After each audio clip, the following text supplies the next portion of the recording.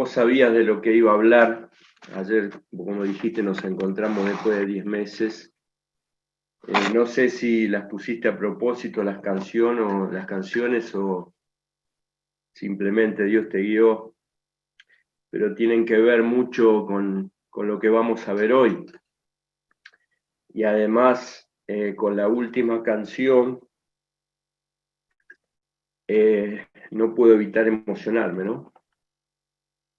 Recuerdo que la escuché por primera vez en un campamento en Salta, allá por el año 2005, y la cantamos 6 veces durante la semana y en las primeras 5 no pude terminar de cantarla.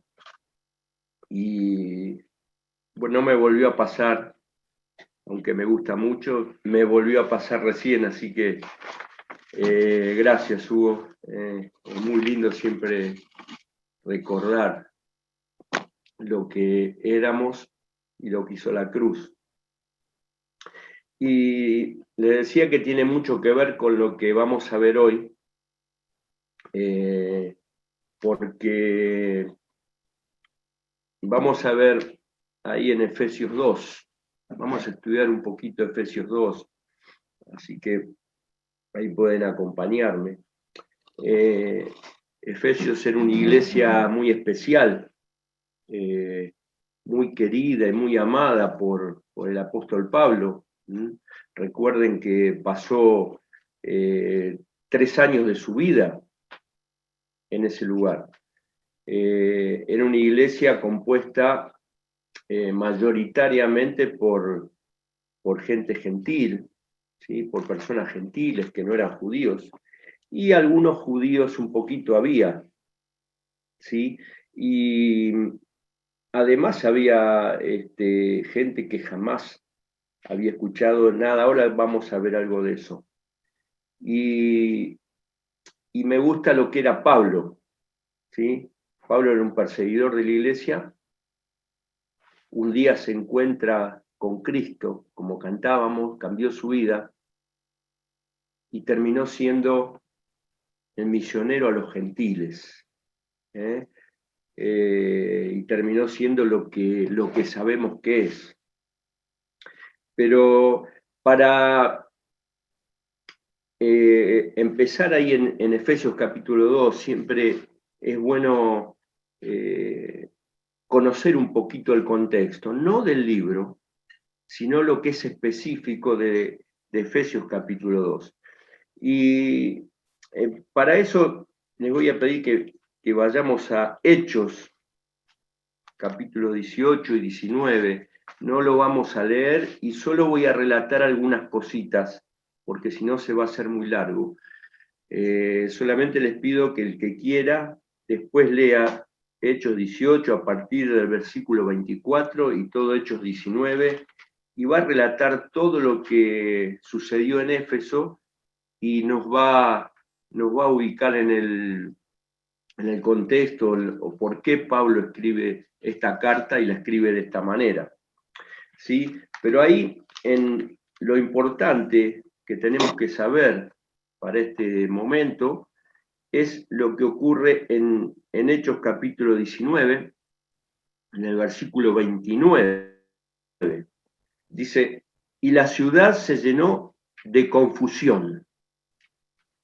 Dice, y a una se lanzaron al teatro arrebatando a Gallo, Aristarco, macedonios, compañeros de Pablo. Se armó ahí una revuelta por la predicación.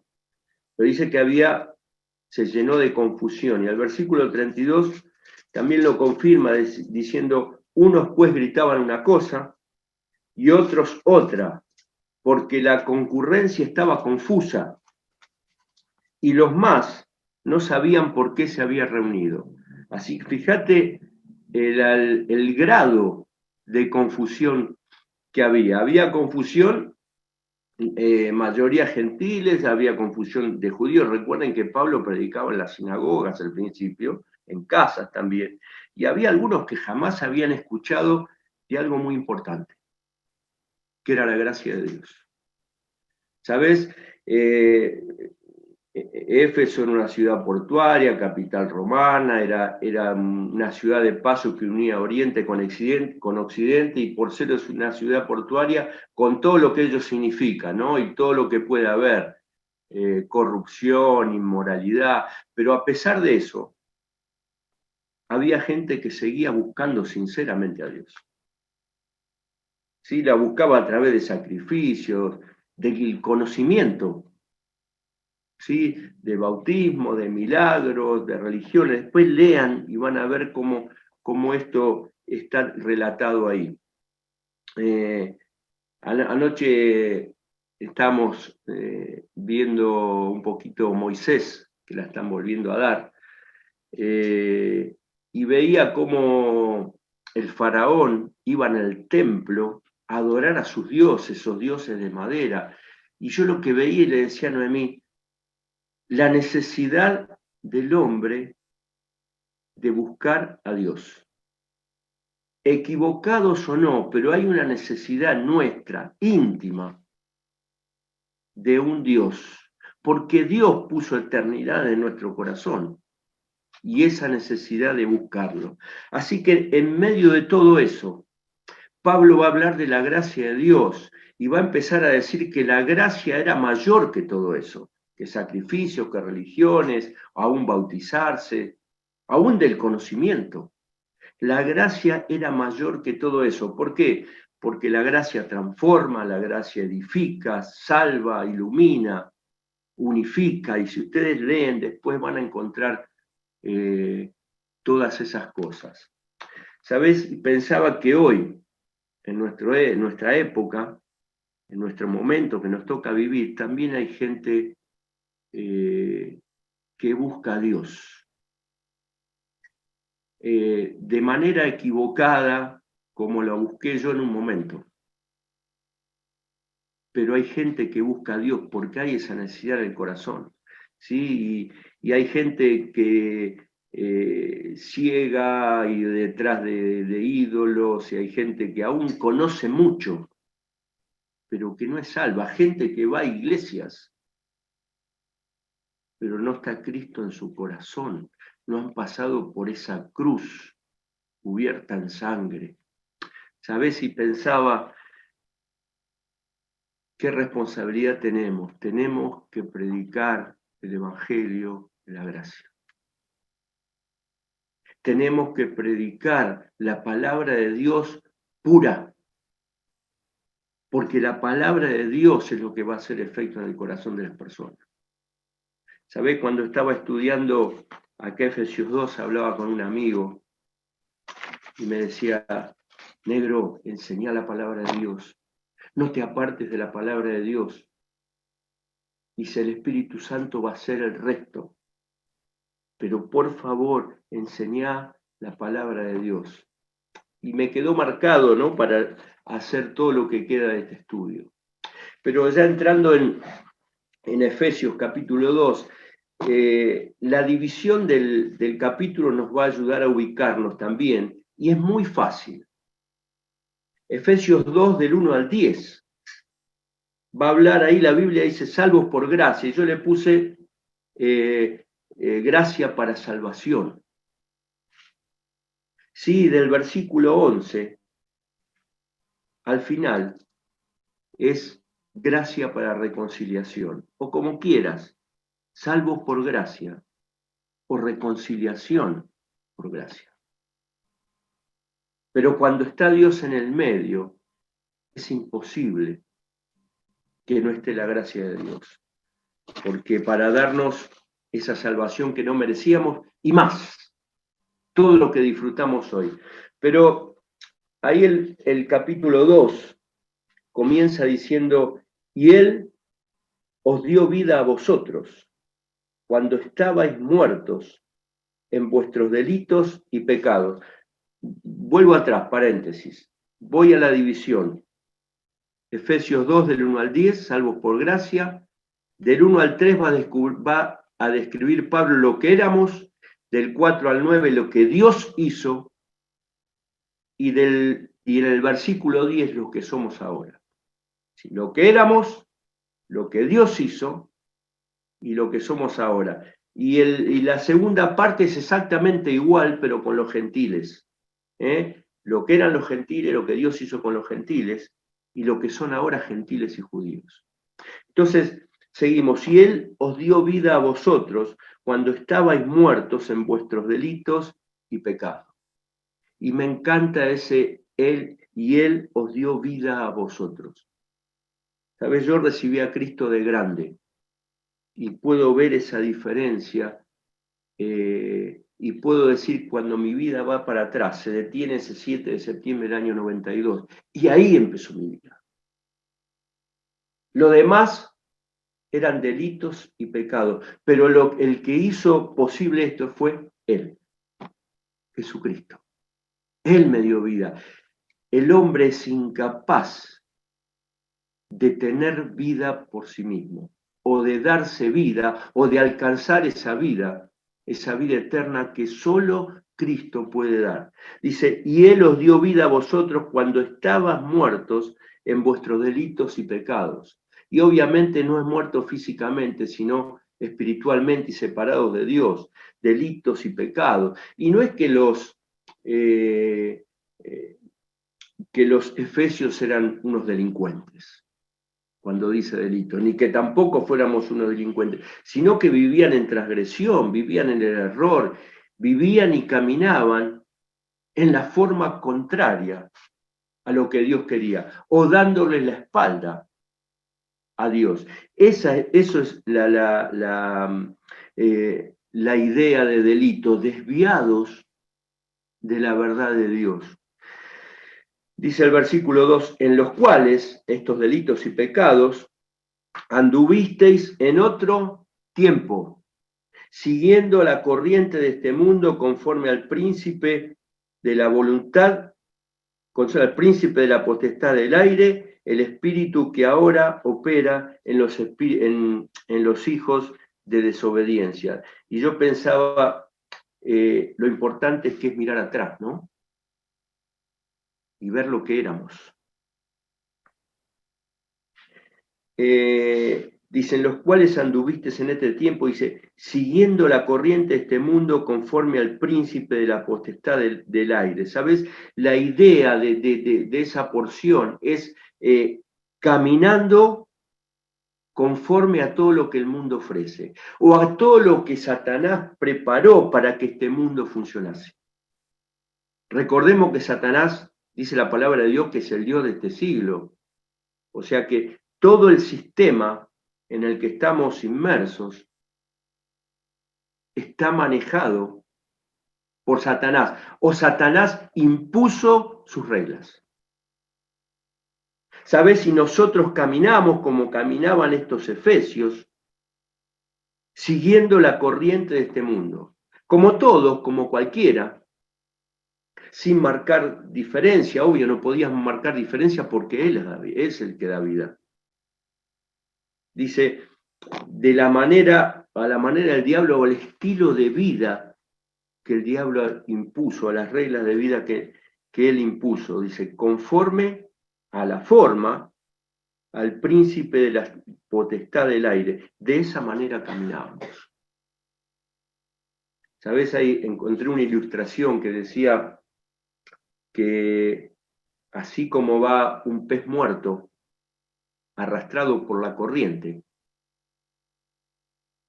así íbamos nosotros en otro tiempo, arrastrados por la corriente de este mundo, rumbo a la perdición. El pez muerto no nada, el pez muerto no va ni contra la corriente, se deja llevar, porque está muerto. Y nosotros, dice la palabra de Dios, que estábamos muertos en nuestros delitos y pecados, y así vamos rumbo a la perdición.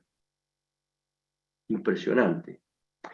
Dice el versículo 3, ya terminando en lo que éramos, Pablo está describiendo lo que éramos, dice, entre los cuales los hijos de desobediencia, aquella inclinación constante a desobedecer, en ese momento y ahora, ¿no? Está en nuestra naturaleza ser rebeldes y desobedecer, entre los cuales también todos nosotros vivimos en otro tiempo, en los deseos de nuestra carne, haciendo la voluntad de la carne y de los pensamientos, y éramos por naturaleza hijos de ira, lo mismo que los demás. Estábamos bajo la ira de Dios, caminando de esa manera. Por eso dice, éramos por naturaleza hijos de ira.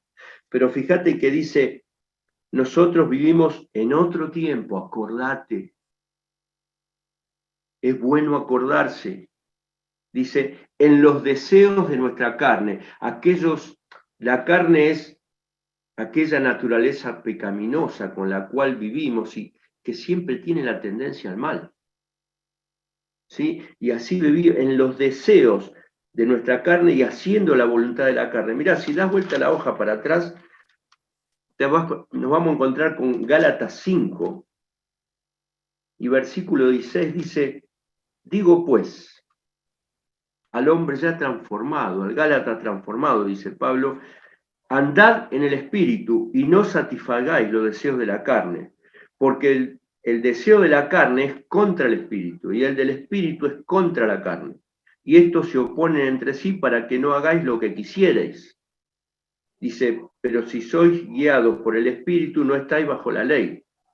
Dice, y manifiestas son las obras de la carne, que son adulterio, fornicación, inmundicia, y hace toda una lista de pecados, en realidad de manifestaciones de esa naturaleza pecaminosa que nos lleva al pecado. Dice, los deseos de la carne. A veces pensamos que los deseos de la carne es algo que nos toma el corazón, la emoción y hacemos. Pero, ¿sabes? No funcionamos así. Y está escrito acá más abajo en la palabra de Dios. Dice, los deseos de nuestra carne, dice, haciendo la voluntad de la carne y de los pensamientos. ¿Sabes? Nosotros decidimos pecar. Decidíamos pecar. Y aún hoy como creyente a veces decidimos pecar, ir en contra de Dios, porque no nos gusta o por X motivo. Dice, haciendo la voluntad de la carne, ¿sabes? Y ahí entra todo el ser. Nuestro intelecto, porque sabemos lo que está bien y lo que está mal. El intelecto mueve la emoción cuando pensamos mal, y la emoción mueve la voluntad y actuamos mal. Y empezamos a hacer la voluntad de la carne y de los pensamientos. Dice, y eso éramos. Pero en el versículo 4 empieza diciendo, pero Dios. Y ahí marca un quiebre entre lo que éramos y lo que Dios comenzó a hacer en nosotros. Dice, pero Dios. Y me encantan los peros en la Biblia. ¿Sabes? Una vez escuché un estudio de los peros. Fue espectacular. Pero Dios. Y cuando vino eso me acordé de Daniel 2:28. ¿Te acordás cuando Nabucodonosor quería matar a todos los magos y adivinos porque ninguno le podía interpretar el sueño? Y buscaron a Daniel y Daniel se puso delante del rey y dijo, yo te voy a interpretar el sueño. Dice, ¿vos qué vos sabés? Porque ni te conté el sueño ni la interpretación, ¿vos sabés? Dice, no, yo no sé. Dice, pero hay un Dios en los cielos que sabe. ¿Sabes? Y ese pero Dios siempre va a marcar un quiebre entre lo que éramos y lo que somos. Y en el medio, lo que Dios hizo, que es lo que vamos a ver en esta porción, dice, pero Dios, que es rico en misericordia por su gran amor con que nos amó, aun estando muertos en delitos y pecados, nos dio vida juntamente con Cristo, por gracia sois salvos. Ve, nos dio vida juntamente con Cristo y Él os dio vida a nosotros. No podemos tener vida por nosotros mismos. Dice, ese Dios que es rico en misericordia por su gran amor. ¿Sabés? Pensaba en esos adverbios que dicen ahí, que es rico en misericordia y por su gran amor. ¿Sabés? Es una idea para que nosotros entendamos la magnitud de la misericordia y del amor de Dios. Pero Dios no es rico en misericordia, no es rico en misericordia. Dios es misericordia. Y esa misericordia de no dar lo que merecemos va a mover a la gracia en darnos lo que no merecemos.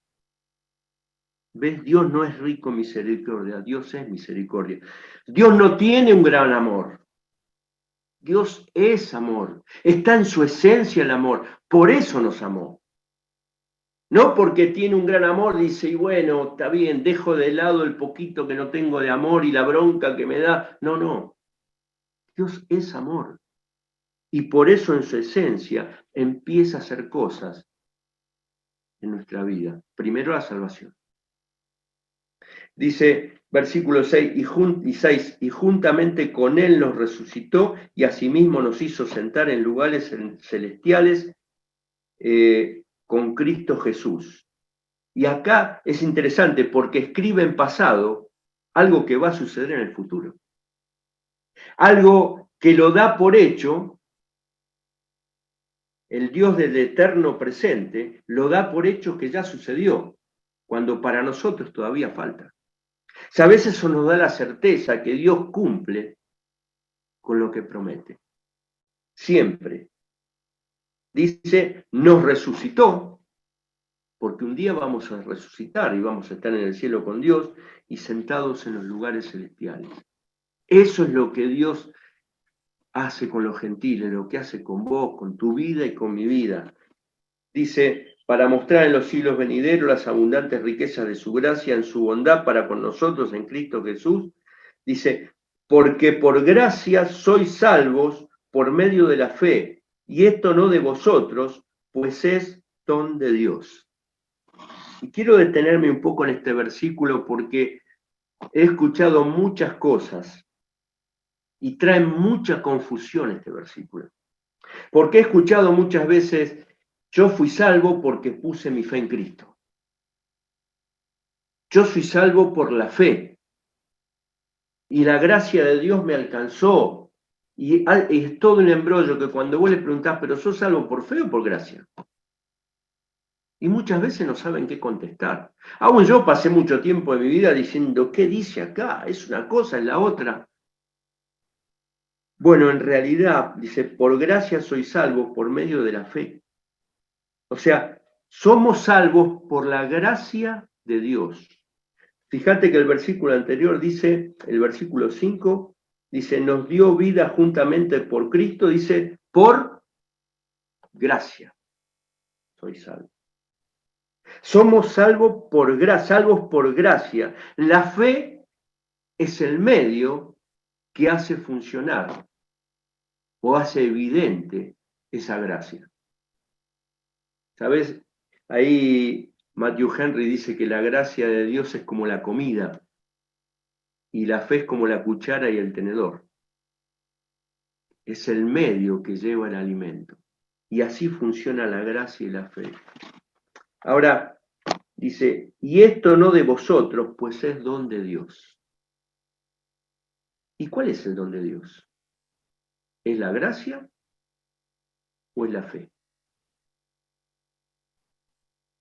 Bueno, mira, es simple. ¿Sabes? Son las dos cosas. Porque la gracia proviene de Dios. Y también la fe proviene de Dios. Mira, 1 Pedro 5:10 va a decir, hay muchísimos versículos, ¿no? En cuanto a la gracia, pero ahí 1 Pedro capítulo 5, versículo 10, va a decir,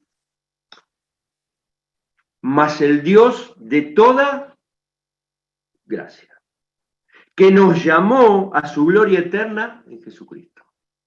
¿Ves? Es don de Dios. Porque la gracia, dice, es el Dios de toda gracia. Y Él nos llamó. ¿En quién? En Jesucristo. A través de Jesucristo.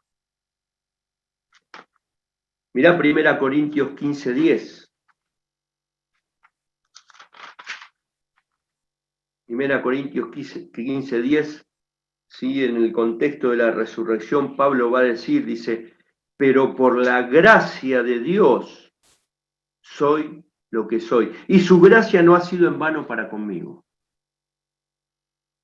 ¿Sabes si eso es aplicable absolutamente a tu vida y a mi vida? Si llegamos hasta acá, si somos los que somos hasta acá, es por la gracia de Dios, es por el regalo de Dios, es por esa gracia de Dios que fue movida por la misericordia. ¿Sabes? La misericordia, Dios obra en misericordia cuando hay un miserable cerca. Eso dice un amigo. Y esa misericordia va a mover la gracia por la cual somos lo que somos. Y mirá que Pablo fue perseguidor de la iglesia. Y nosotros quizás podemos decir con mucho menos, pero igual en nuestros delitos y pecados. Y por la gracia de Dios estamos acá reunidos. Hermano, eso es lo que tenemos que entender. No es por mérito tuyo ni mío, es la gracia de Dios. Pero ¿cuál es el don de Dios? ¿La gracia o la fe? Bueno, de las dos cosas. La gracia viene de Dios y la fe viene de Dios. Hebreos 12:2 dice que Jesucristo, puesto los ojos en Jesús, el autor y consumador de la fe. Es fe de punta a punta. Él fue el autor de la fe, pero él también vivió por la fe. Jesucristo en el desierto, cuando fue tentado por el diablo, él se defendió por medio de la fe. Por medio de la fe que en la palabra de Dios, fíjate que en cada una de las tentaciones, él respondió con la palabra de Dios. Porque ahí estaba puesta su fe. Y si nuestra fe no está puesta en este libro, nuestra vida no puede ir bien. Por eso es bueno recordar lo que éramos cuando vivíamos lejos de este libro. Pero mirá lo que Dios hizo con tu vida y con mi vida.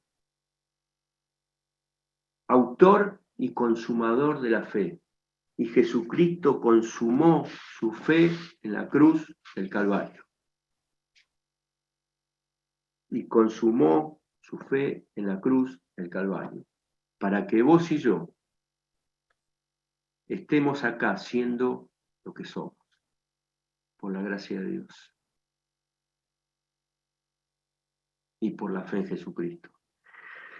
Y termina diciendo esta porción, que es en cuanto a lo que Dios hizo, dice, no por obras, para que nadie se gloríe.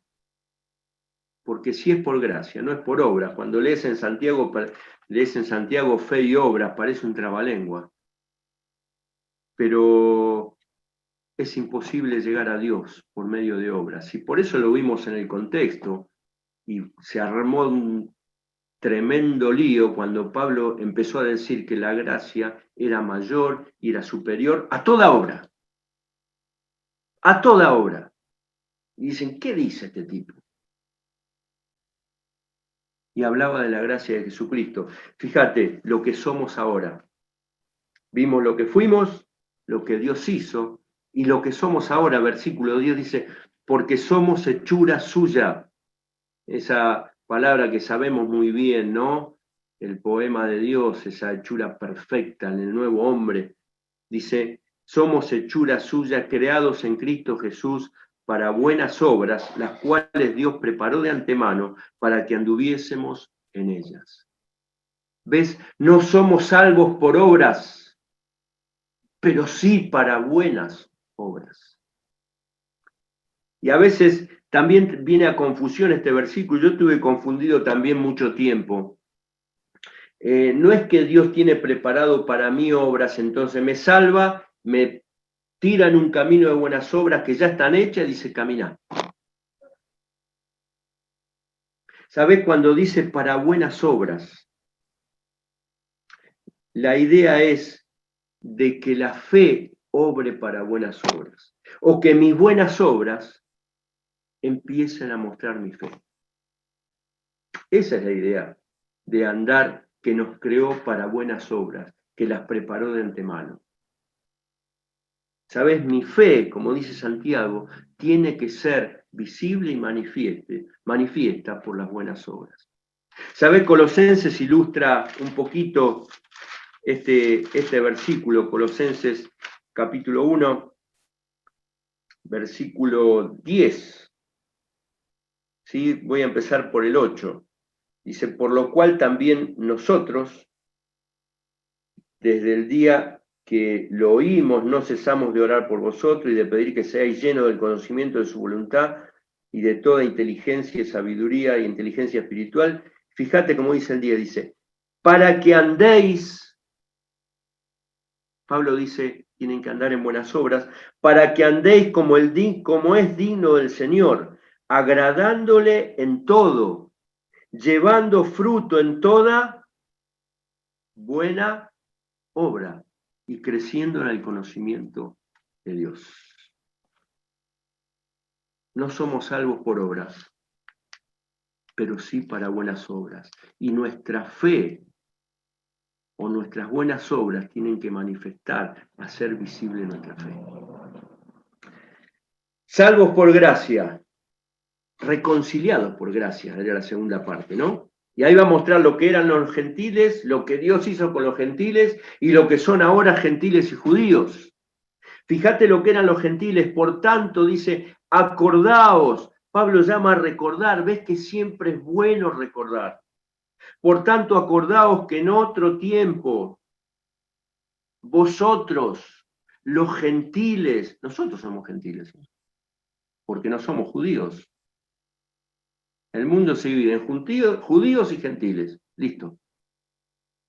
Dice, los gentiles en cuanto a la carne eran llamados incircuncisión por la llamada circuncisión hecha de mano en la carne. O sea, los gentiles eran incircuncisos y los judíos que habían sido circuncidados, y esa era la señal que del pacto de Dios, que ellos eran el pueblo de Dios, de manera despectiva llamaban a los gentiles incircuncisos. Dice en la carne. Porque en Cristo Jesús es en el corazón. Pero dice, de manera despectiva, en otro tiempo acordate cómo te despreciaban. El mismo pueblo de Dios te despreciaba. Dice, en aquel tiempo estabais sin Cristo, alejados de la ciudadanía de Israel y ajenos a los pactos de la promesa, sin esperanza y sin Dios, alejados de la ciudadanía de Israel, ajenos a los pactos de la promesa, sin esperanza y sin Dios en el mundo. Así estaban los gentiles, así estábamos nosotros. Hasta que llegó Cristo. Fíjate, en aquel tiempo estabais sin Cristo, le dice a los gentiles. No tenían ellos la promesa del Mesías, porque el Mesías, la promesa del Mesías era para el pueblo de Israel. Dice, alejados de la ciudadanía de Israel, la nación fue prometida a Israel, que iba a ser nación de Dios. No estaban dentro de la nación de Israel. Por eso dice que estaban alejados, incircuncisos, despreciados. Dice, y ajenos a los pactos de la promesa. Dios había prometido una tierra y una nación multiplicada como las estrellas del cielo y como la arena del mar a Abraham, a los judíos, a su pueblo. Por lo tanto, los gentiles estaban ajenos a esa promesa, a ser nación y a tener una tierra propia. Una tierra que Israel todavía no tiene. Tiene un pedacito, así chiquitito. Solamente cuando reinó Salomón reinó sobre toda la tierra, desde el Mediterráneo hasta el Éufrates. Así que mirá todo lo que tiene. Desde el Mediterráneo hasta la mitad de Irak, pasando por Jordania, porque Israel fue cediendo tierras por paz, porque sus enemigos siempre fueron atacando a Israel. Nosotros tenemos el enemigo de nuestras almas, Satanás, quien gobierna este mundo, y siempre nos va a presionar para que cedamos en nuestras convicciones, en lo que sabemos de la palabra de Dios, para que no andemos diferente a este mundo. Y muchas veces como cristianos hemos renunciado a principios bíblicos y hemos caminado por la cornisa para quedar bien con personas. Y así como a Israel se le achica la tierra, a nosotros se nos va achicando nuestra fe y nuestro testimonio. Pero seguimos sin esperanza, ¿sí? Sin la esperanza eterna, desesperados, desesperanzados, dice, y sin Dios. Sin Dios, vivir sin Dios es vivir sin rumbo, es vivir sin propósito. No es vivir, es durar. Eso es vivir sin Dios. Y el versículo 13, llegamos de nuevo, dice, pero ahora en Cristo Jesús. Y otra vez el quiebre, y otra vez lo que éramos, y ahora Dios lo que va a hacer con los gentiles. Pero ahora en Cristo Jesús. No sé qué te pasa a vos, pero estudiando las 2 veces que leí ese pero, me llegó a lo profundo del corazón. Pero Dios, que es rico en misericordia, pero ahora en Cristo Jesús, dice, vosotros que en otro tiempo estabais lejos, como leímos recién, habéis sido hechos cercanos por la sangre de Cristo, porque Él es nuestra paz, que de ambos pueblos hizo uno, derribando la pared intermedia de separación, aboliendo en su carne las enemistades y la ley de los mandamientos expresados en ordenanzas, para crear en sí mismo de los dos un solo y nuevo hombre, haciendo la paz, y mediante la cruz reconciliar con Dios a ambos en un solo cuerpo, matando en ella las enemistades, y vino y anunció las buenas nuevas de paz a vosotros que estabais lejos, los gentiles, y a los que estaban cerca, los judíos, para quien había sido la promesa. Mirá, lo que Dios hizo, muy sencillo. En el versículo 13 dice que los acercó. Pues a vosotros que estabais lejos, habéis sido hechos cercanos. Los acercó a Dios por la sangre de Cristo. Mirá, el versículo 14 dice que derribó la pared intermedia de separación. ¿Sabes? Eso es una ilustración. Cuando entrabas al patio del templo, había una pared literal que separaba judíos y gentiles. Y los gentiles no podían pasar para el lado de los judíos, aún bajo pena de muerte. Porque había una inscripción en la pared que decía eso, si pasan para el otro lado, pena de muerte. Dice, pero Cristo derribó esa pared intermedia que separaba judíos y gentiles. Una pared física, una pared espiritual. Cristo la derribó. Dice, aboliendo en su carne la ley de los mandamientos, versículo 15, cumplió con la ley. Cuando Cristo murió en la cruz, se terminó de cumplir la ley. Toda la ley dada a Moisés fue cumplida en la cruz. Y formó un nuevo hombre. Fíjate, versículo 17 dice, y anunció las buenas nuevas de paz a los que estaban lejos, a los gentiles, y a los que estaban cerca, a los judíos. ¿Sabés? Cristo pacificó y anunció esa paz. Y no me estoy olvidando del versículo clave, que es el 16. Gracia para reconciliación. Dice, mediante la cruz reconciliar. Saber reconciliar significa un cambio de relación. Muertos en nuestros delitos y pecados, y mediante la cruz, vivos para Dios. Dice, reconciliar con Dios a ambos, judíos y gentiles, en un solo cuerpo, la iglesia, matando en ella las enemistades. Y hay dos cambios de relaciones muy marcadas. La reconciliación vertical, hecha en la cruz, con Dios, de judíos y gentiles, y la reconciliación horizontal. Porque si estoy reconciliado con Dios, empiezo a reconciliarme con los de alrededor mío. Reconciliación vertical y reconciliación horizontal. Mirá, Colosenses 3:11 lo vamos a tomar como la conclusión de esta parte. Colosenses 3:11 va a decir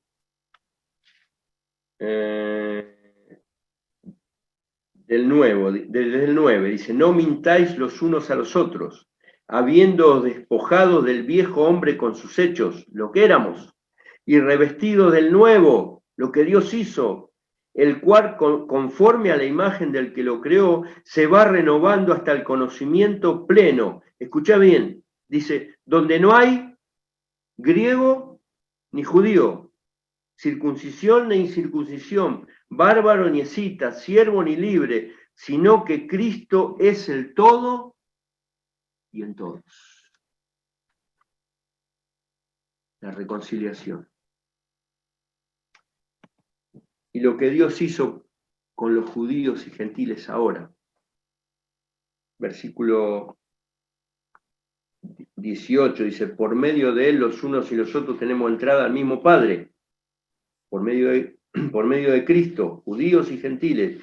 Dice, así que, una conclusión, ya no sois extranjeros ni advenedizos. Advenedizos eran los que no tenían un derecho legal, nada en Israel. Dice, sino conciudadanos y miembros de la familia de Dios.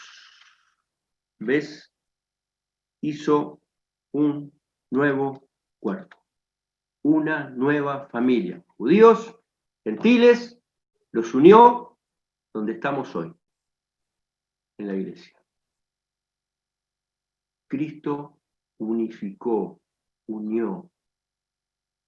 Dice, edificados sobre el fundamento de los profetas, los apóstoles y profetas, siendo la principal piedra del ángulo Jesucristo mismo, en quien todo el edificio bien coordenado va creciendo para ser un templo santo en el Señor, en quien vosotros también sois edificados para morada de Dios en el Espíritu Santo.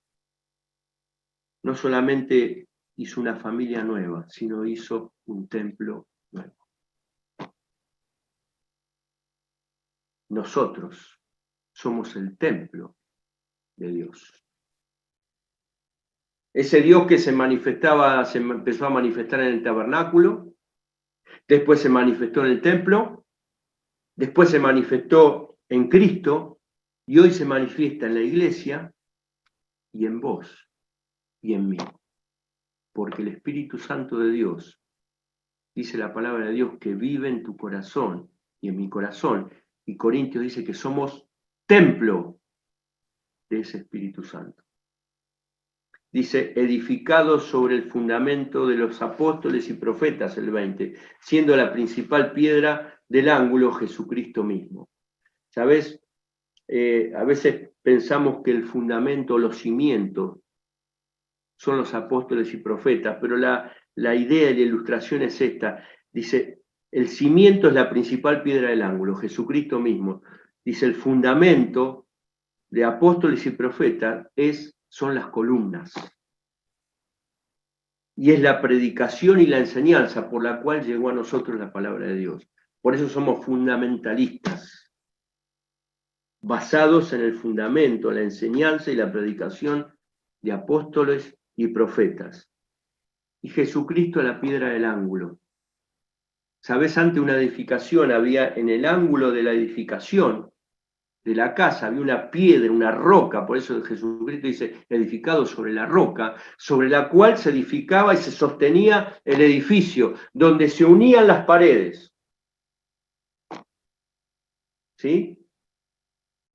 Y ahí donde se encastraban las paredes, lo que le daba firmeza al edificio, y no caía, le daba firmeza. Dice que Cristo es esa piedra del ángulo.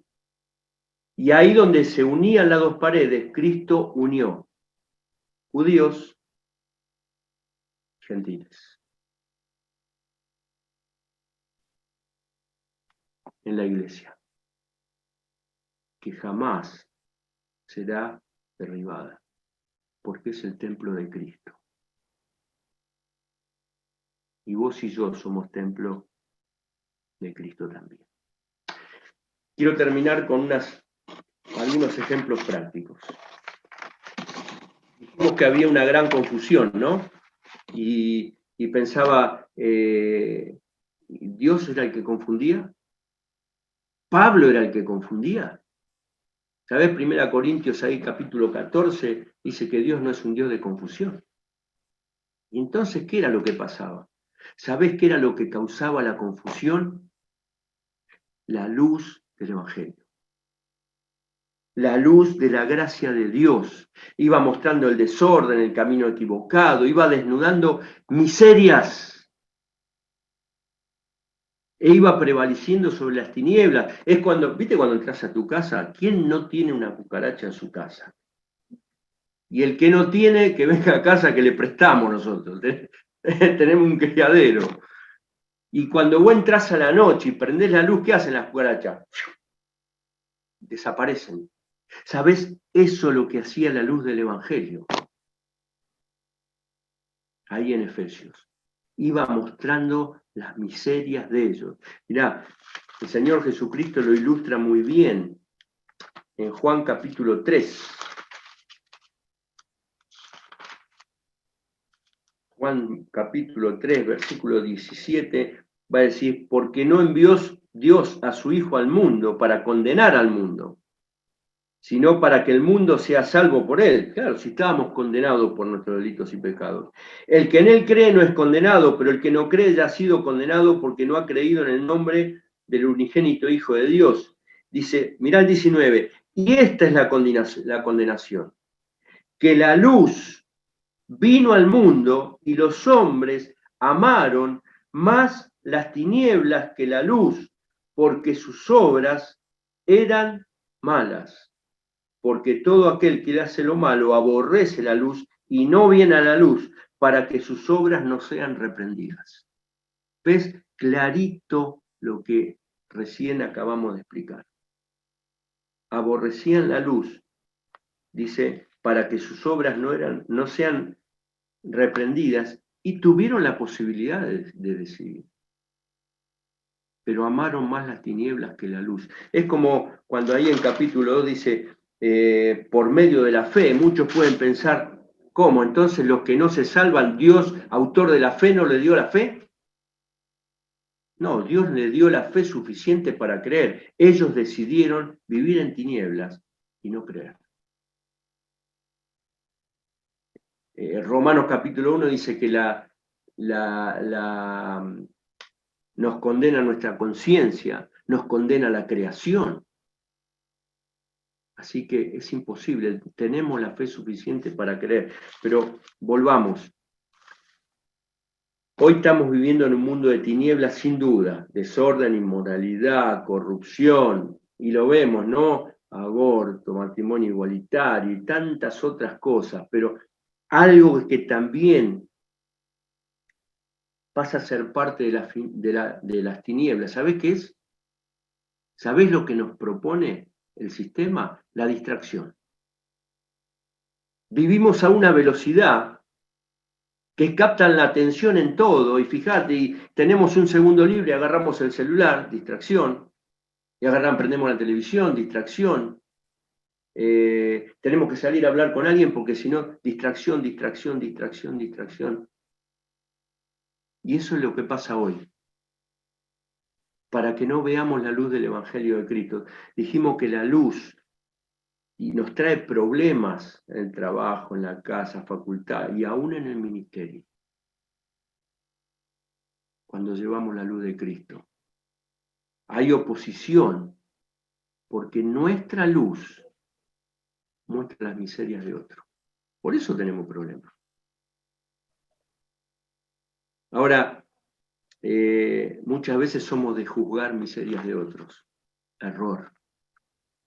Simplemente tenemos que mostrar y hablar cómo la gracia de Dios cambió mi vida y cómo puede cambiar la de ellos, en lugar de juzgar miserias. Pero los problemas vienen porque tu luz muestra las miserias de otro. Y tenemos que lamentarlo. Y ahí es donde vamos a decidir si seguimos mostrando la luz, porque va a haber presión y problemas, o nos unimos a las miserias. Gran confusión. Este mundo vive confusión. Salvos por gracia, ¿sí? Salvos no por obras, sino para buenas obras. ¿Y cómo muestro mis buenas obras? ¿Qué quiere Dios de mí? Pablo era perseguidor, se encontró con Cristo y fue un misionero. ¿Qué quiere Dios de mí?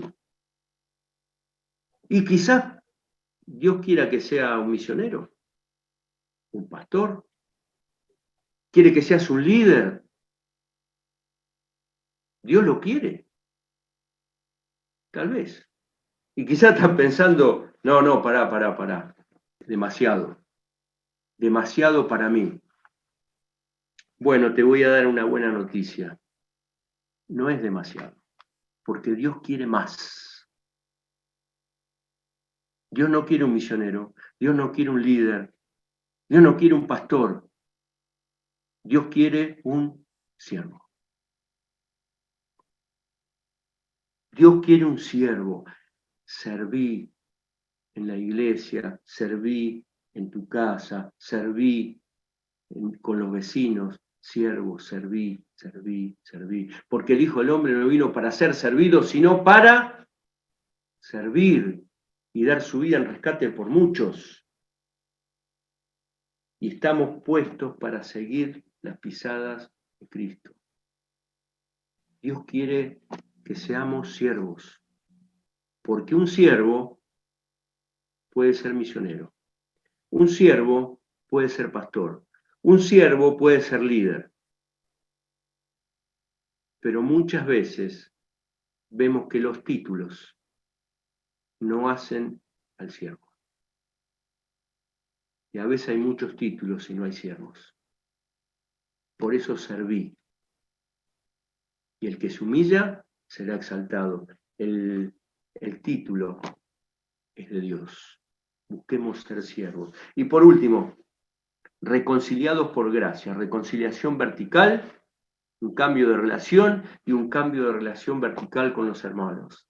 Y pensaba, ¿con quién tengo que reconciliarme? ¿Con qué hermano tengo que reconciliarme? ¿Con qué vecino tengo que reconciliarme? Es mi responsabilidad. Porque si Dios me reconcilió con él, tengo la responsabilidad y el poder de reconciliarme con los demás. ¿Con quién me tengo que reconciliar? Hoy es el momento y a partir de hoy es el día. Y si me tengo que reconciliar con Dios, porque nunca conocí a Dios, o conociéndolo a Dios hay algo que me separa, el medio es Cristo. Esa cruz sangrienta, esa sangre que puede limpiar todos nuestros pecados y toda nuestra maldad. Y si nunca recibiste a Cristo, vení a Cristo, porque Él murió por vos. Y así como hizo con los efesios, y así como hizo con nosotros, si no tenés a Cristo, Él puede hacerlo con vos. Señor, gracias por este día y por tu palabra, Dios. Ayúdanos y danos el poder para aplicarla. Te lo pedimos en el nombre de Jesús. Amén.